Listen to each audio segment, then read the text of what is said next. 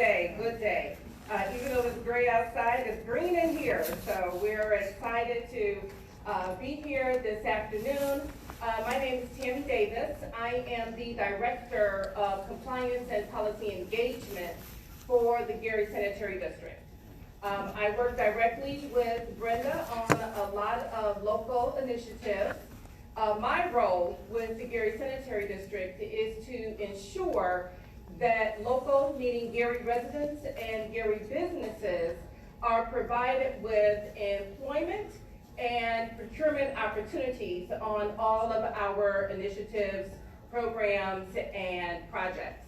Along with that, I serve on the Equity Advisory Committee for the Healing Our Waters Great Lakes Coalition, if any of you are familiar with HOW.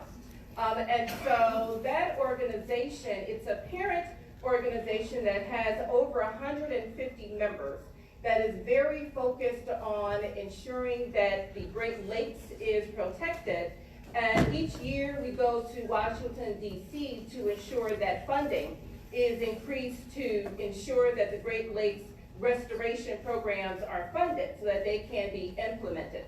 So I'm very proud to work with dynamic men and women all across the Great Lakes to ensure that $300 million of Great Lakes funding continues, and we can definitely applaud that the House increased that to $320 million, which we definitely needed. But I definitely have to recognize and thank Brenda Scott Henry for ensuring that equity and inclusion was on the agenda, because a lot of the things that you were talking about in terms of green infrastructure, entrepreneurship, economic development, all of that is related to equity and inclusion. So if you haven't done so, please join me in applauding my colleague, Brenda Scott Henry, for her leadership here in Gary.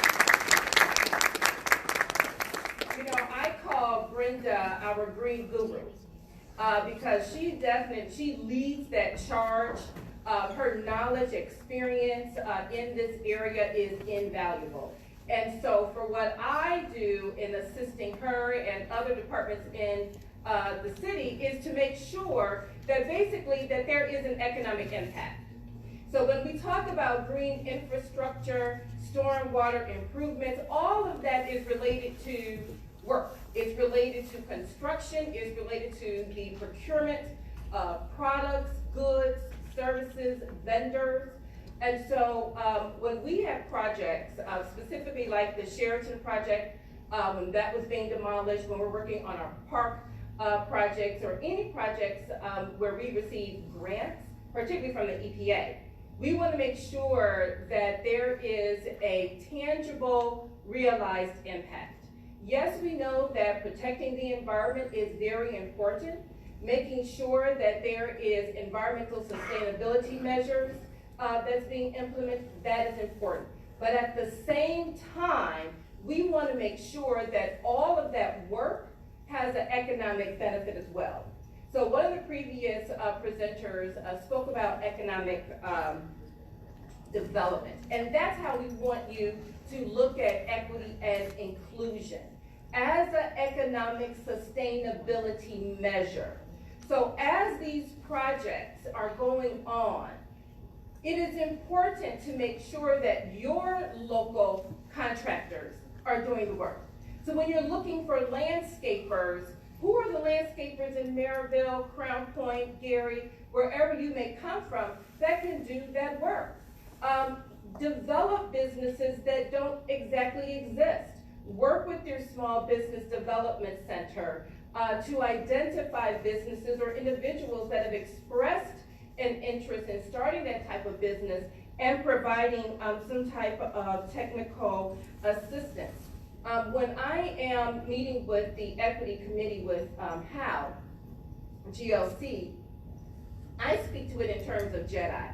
Probably I've been watching too much Star Wars or something. But we like to think of it as Jedi strategies. And so the J is for justice, the E is for equity, the D is for diversity, and the I is for what? Inclusion. And so when we're talking about environmental justice, we're basically talking about righting wrongs. regardless of what those wrongs are, we're talking about righting our wrongs. So whether it's righting the wrongs in the environment, if it's righting the wrongs of making sure that our communities are educated about some of the small things that they can do daily to help protect our environment, such as the education sessions and seminars and the Clean Water Celebration that we will be having on Saturday, giving a plug for our 15th annual Clean Water Celebration that's taking place at Marquette Park.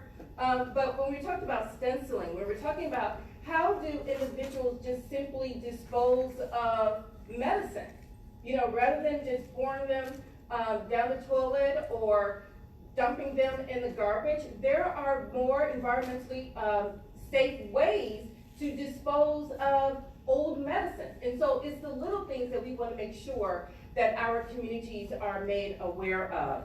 And so when we look around this room, there is diversity in this room. There is diversity based on race.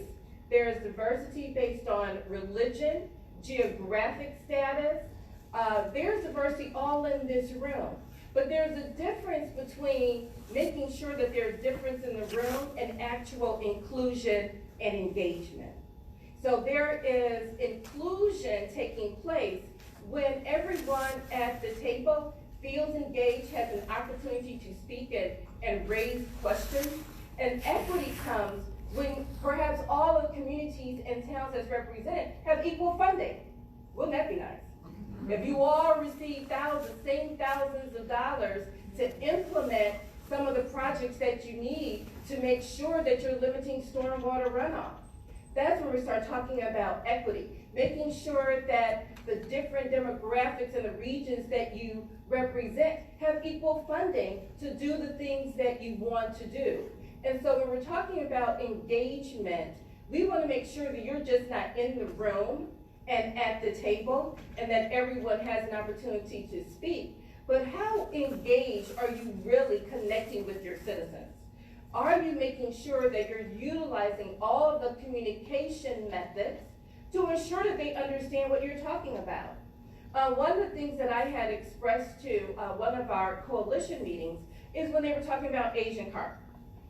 So I didn't know a lot about Asian carp, didn't know anything about Asian carp, didn't know anything about PFAS.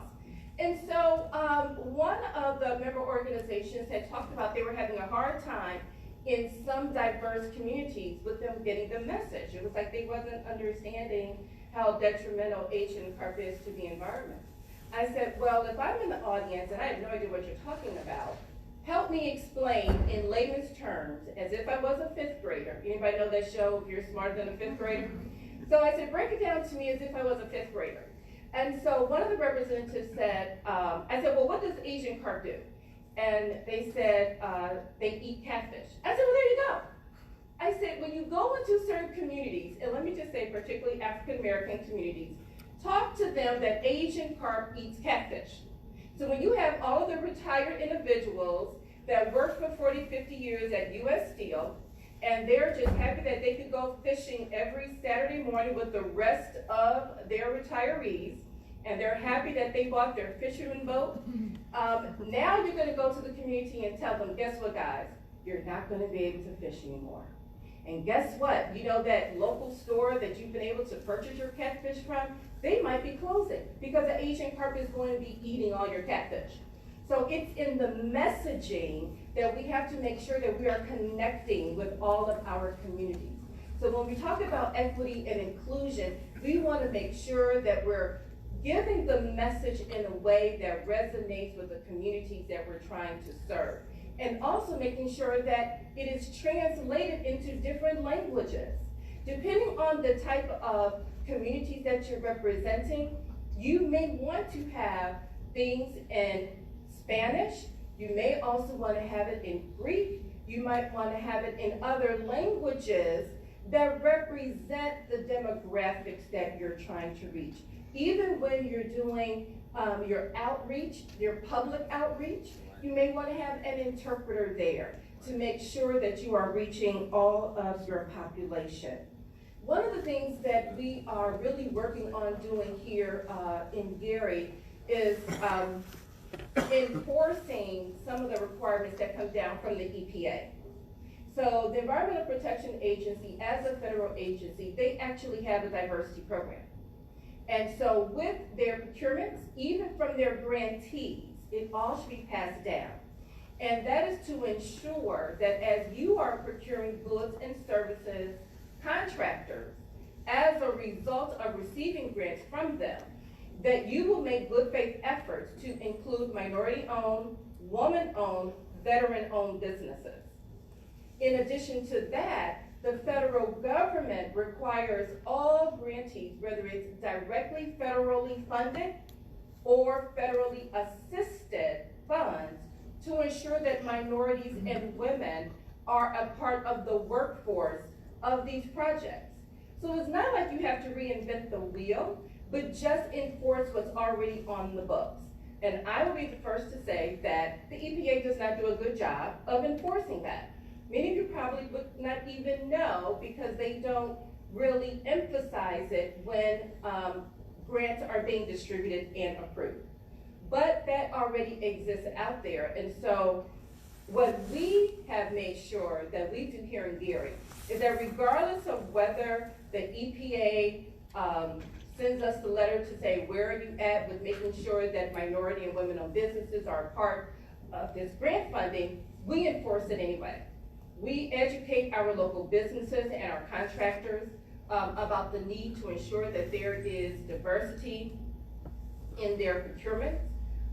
We are in the process of looking at developing a green workforce, being proactive in training them in green jobs. We're working with our faith-based community to ensure that we are educating that next generation about just learning about what the environment is, how they can become more engaged at the 5th grade level in high school, so that we are creating a pipeline of environmental specialists, enthusiasts, activists, people that are growing up protecting the environment where they live, where they work, and where they go to school. So we're working on a green workforce plan. And so a couple of other things that were mentioned here to additionally put it in context, where there are things that you're already doing, but just want you to expand that to a scope where it is all inclusive.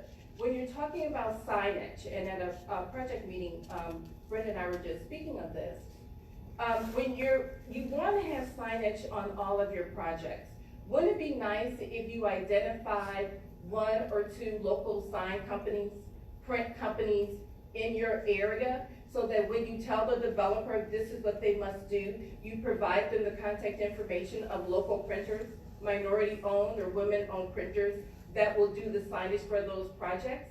That way they don't even have to think about it. It's something that you have already identified, and you're seeing the reciprocal effect from an economic standpoint of the environment improvements that you're already making.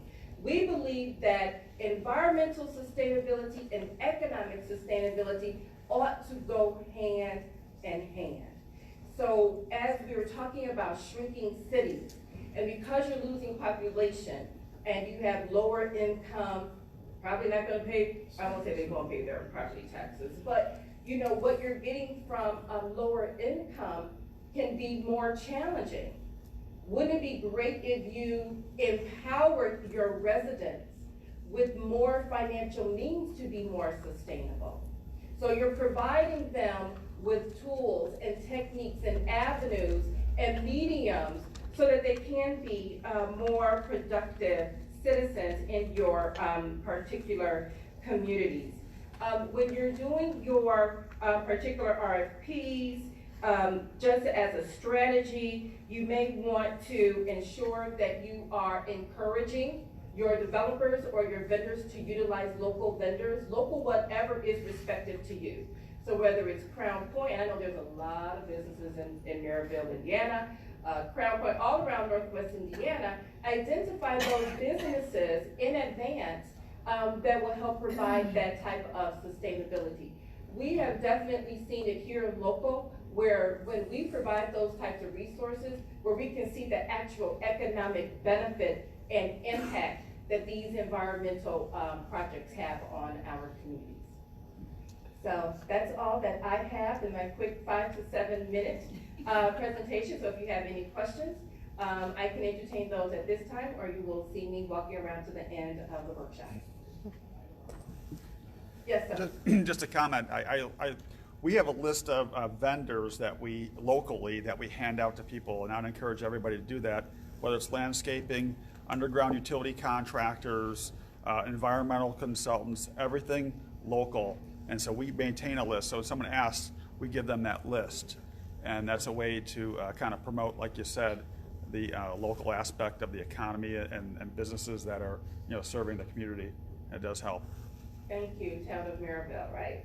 I remember that. The City of Gary, as well as the Gary Sanitary District, we actually have a policy, and the city has an ordinance. They mirror each other, where we require on all of our city projects, Gary Sanitary District projects, the utilization of local businesses. So being able to provide that type of list really just helps your communities in more than ways, and then you'll see the effects way after that particular project is done. All right, thank you all so very much.